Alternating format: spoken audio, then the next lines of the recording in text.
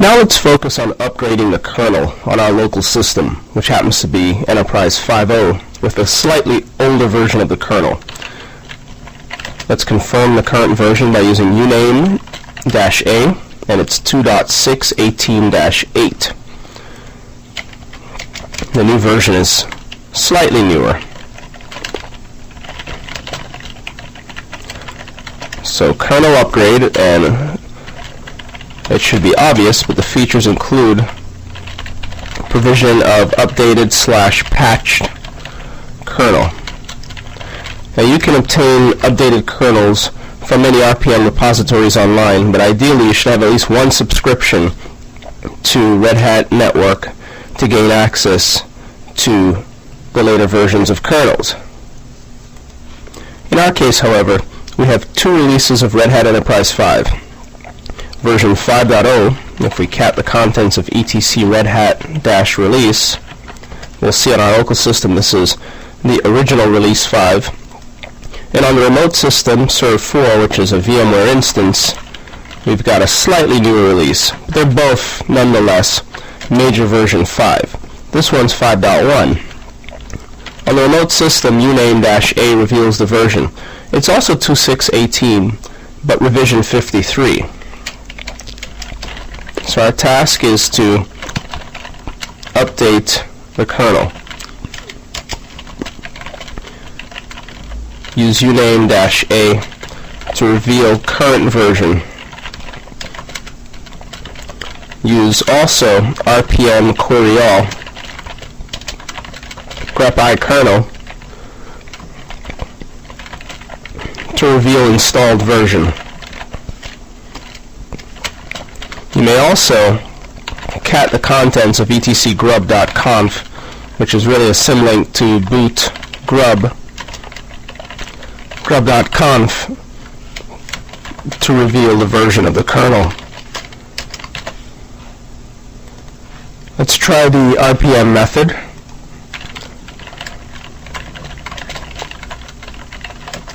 This will come back pretty quickly with the version of the kernel. And there we see it's 2.6.18.53 on the remote system. Let's copy this query and paste it on the slightly older version. And it will return 2.6.18.8. So a lot has changed between -8 and -53 in the way of patches and so on. Also, the 5 system has kernel headers and development packages, so if you want to be able to compile against the kernel, you'll need to install these packages, or recompile the kernel. You'll need kernel headers, and to build new modules, let's say for a network card or USB device, you'll need to install the kernel development package for the new version that we're going to install. Now regarding etc grub.conf, a less of that file, which is really a symlink to boot grub.conf, reveals the version of the Linux kernel that's referenced when the system starts. Grub reads root from hard drive 0,0, the first hard drive first partition. It reads the kernel from that boot partition in a file named vmlinux, and its version 2.6.18.8.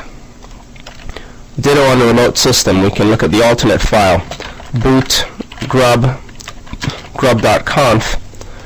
and you'll see 2.6.18-53.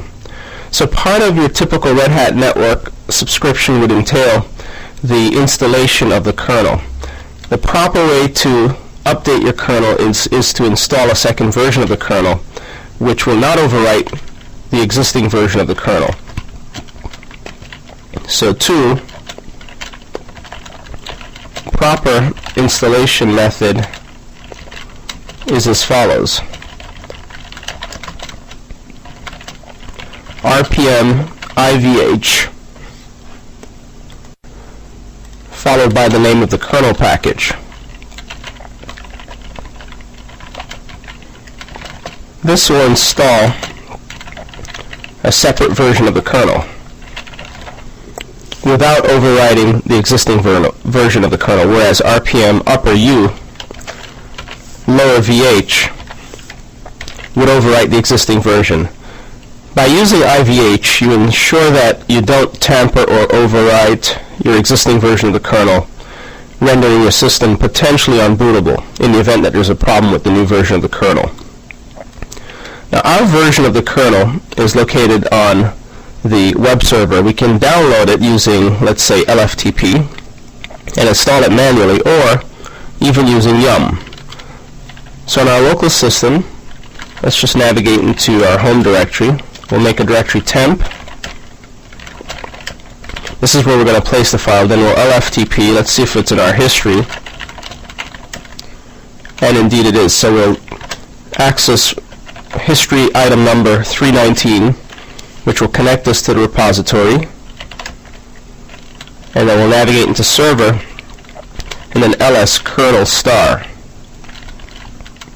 which it doesn't find.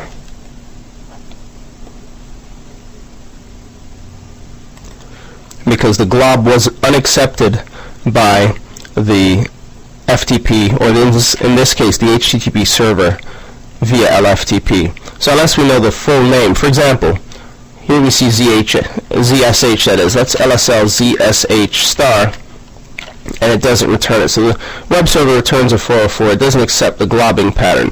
So let's connect manually. We could have also used a text-based web browser. Then we'll connect to the server into the server subdirectory,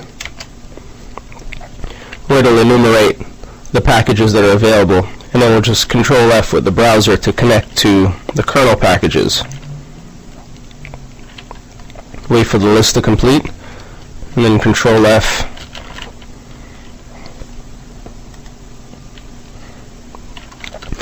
And there we see the kernel package, the latest version.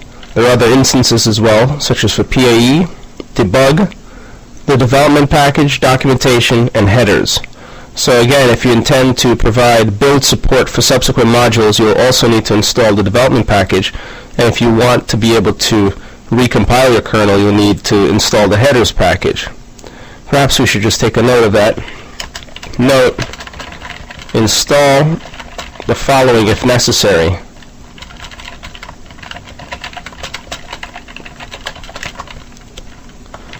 A, kernel devel star with the appropriate version if module compilation is necessary at some point. And B, kernel headers star if recompilation is necessary. At some point, of course. May not be for now. Those are optional packages, of course.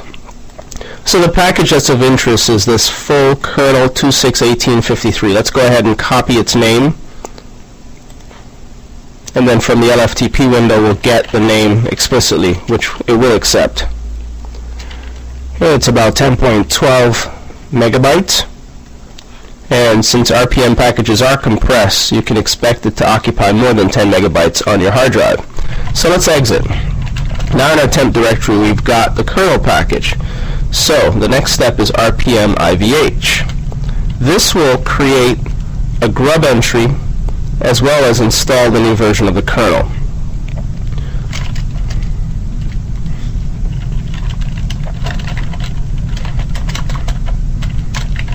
So RPM IVH followed by the name of the kernel.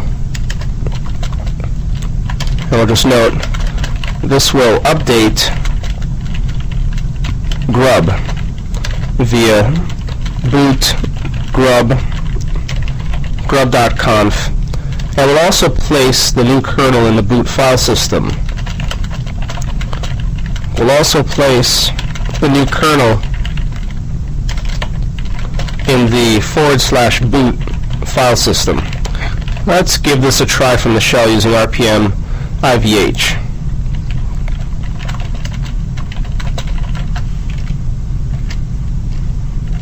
And there we see it's installing with no trouble whatsoever.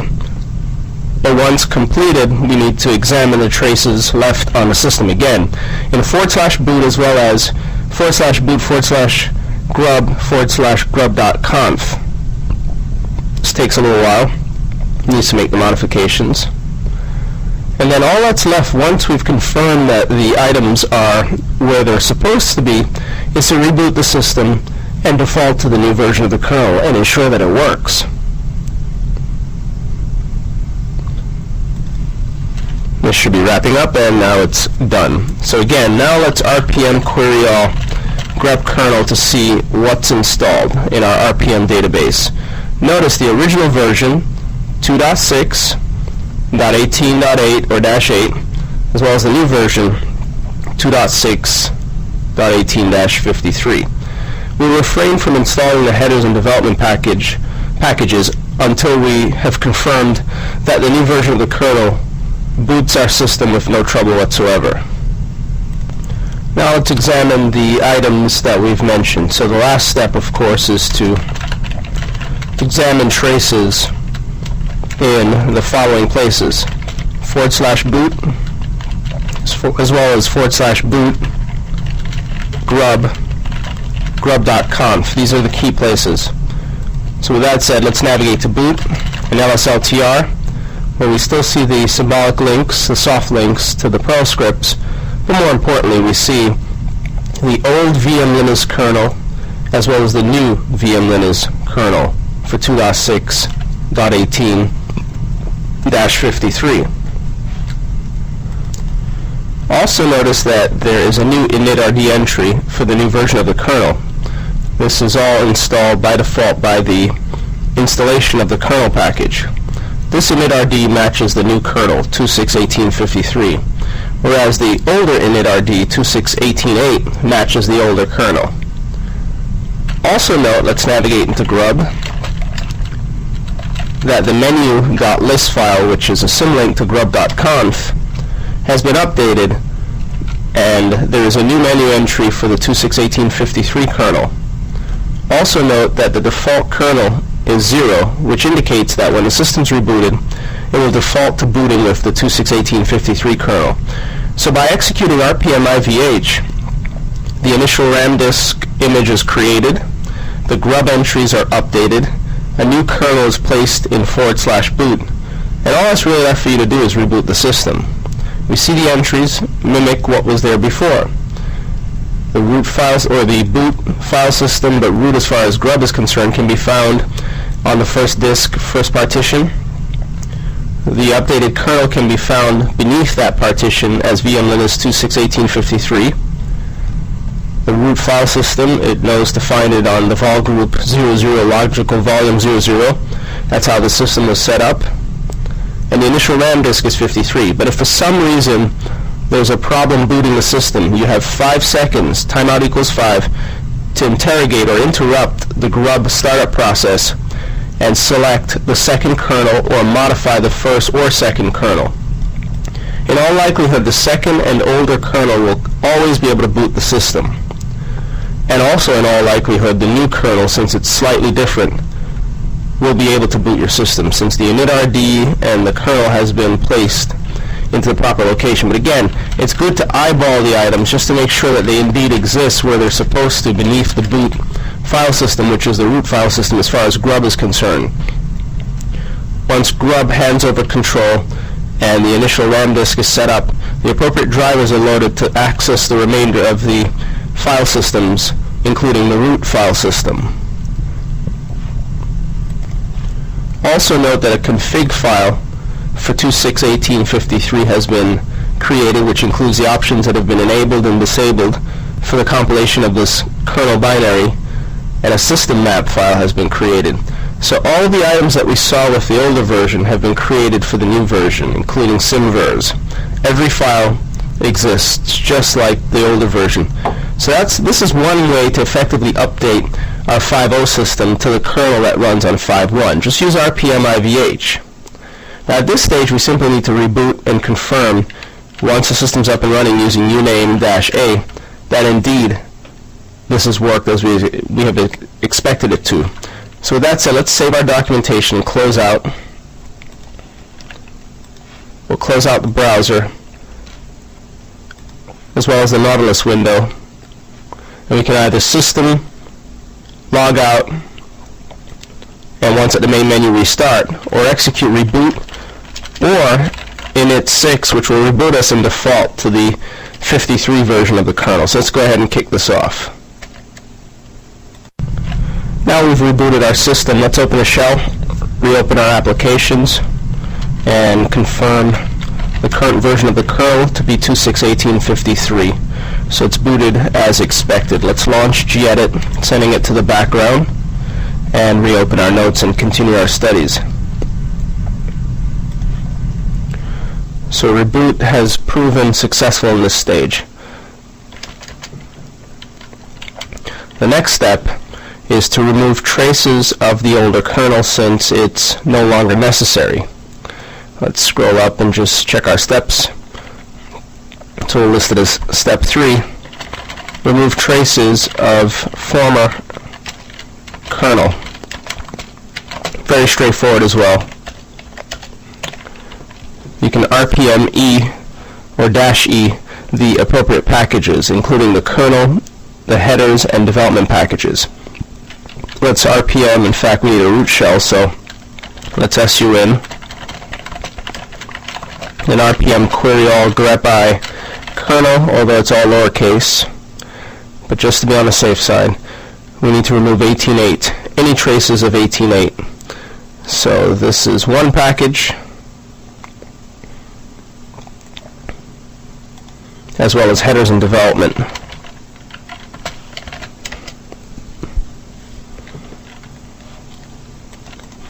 And we left off the suffix .el5 to make it distinct. Let's copy the name. This removes the old version, or older version. We also need to get rid of headers and the development packages, and once they've been removed, install the appropriate headers and development packages for the current version of the kernel. Let's go through the list again to be sure that the older version has been removed. And so far so good. Let's remove the headers package. In this case we need to be explicit with the name of the kernel, as the new version shares most of the name of the older version. RPM E, and you can indicate, by the way, multiple packages to remove, or to the remove option, the E option. This will get rid of the development.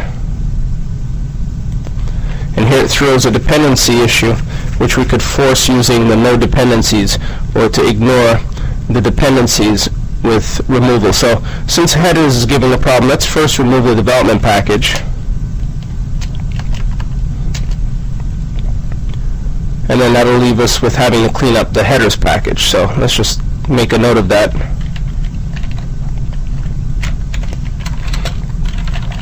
Remove, or force remove,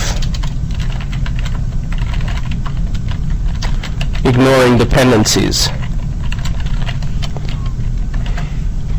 Let's see the current state of affairs. Looks pretty good. We'll RPM query all grep kernel, which should return the current version plus the older version's headers package, which we need to remove using RPM. So in this case we'll rerun RPM E with the no deps option for the package, for the headers package that is. We've removed the development package. And let's just indicate that ignoring dependencies using no deps. So the full command, of course, will be RPM-E no deps kernel headers. So remove traces of former kernel using RPM-E with optional no deps option. Let's see where we stand. And this looks pretty clean. We'll echo the exit status to make sure, and it looks good. Let's RPM query all, and we should be left with the new version of the kernel with no development or header packages. Now, as far as installing those additional packages, we could use yum, since it is configured, to install the headers package as follows: yum install, and if we want it to not prompt us, just indicate yes, kernel headers, and have it search for the kernel headers from the repository that's located on the web server. This will search for the package. There it is, kernel headers 2.6, and install it for us. So let's just list as our fourth task, install new headers and kernel devel packages using a program that we've studied, yum. So, yum-y install kernel-headers. Just put in what you know of the name of the package, and yum will take care of matching what you've inserted with regular expressions matching, followed by yum-y, and we could have, again, installed both of these simultaneously. Install kernel devel, and that should suffice. Let's take this line as it is the next item to run and see where we stand. So this has completed. We'll RPM query all again just to be sure that the headers package has been installed for the 53 patched version of the kernel, which we should see momentarily. And there it is. Now let's get the development package. And it's going to search the repository. It will find the package. It's the only package. It's 4.7 megabytes. And we'll echo the exit status at the end of the process to be sure again that it has executed to our expectation, again returning a 0 exit status. Any non-zero exit status, of course, would be cause for concern. So, this has been installed. We'll get the complete message momentarily. There it is. We'll echo. Then one last RPM query all to grep kernel, and we should see the results, which includes, of course, the package itself, the development, and headers package. Super. So this is fine. And we'll just list as a fifth step, confirm that the 3 kernel packages are installed using RPM query all grep kernel. This should return the 3 packages. And with that said, we've successfully upgraded our kernel to the 53 patch version. Again, a uname-a will return as such. Now, by virtue of removing the older version of the kernel, the reverse has occurred with respect to the grub configuration and /boot directories. Let's just note that. Note, removal of older kernel packages cleans up A /boot, B /boot grub.conf, which is also symlinked to menu.list. Well, let's confirm as such. We'll navigate to boot, which is the root file system as far as grub is concerned when the system boots. Notice we only see entries for the 53 version, no more -18 version.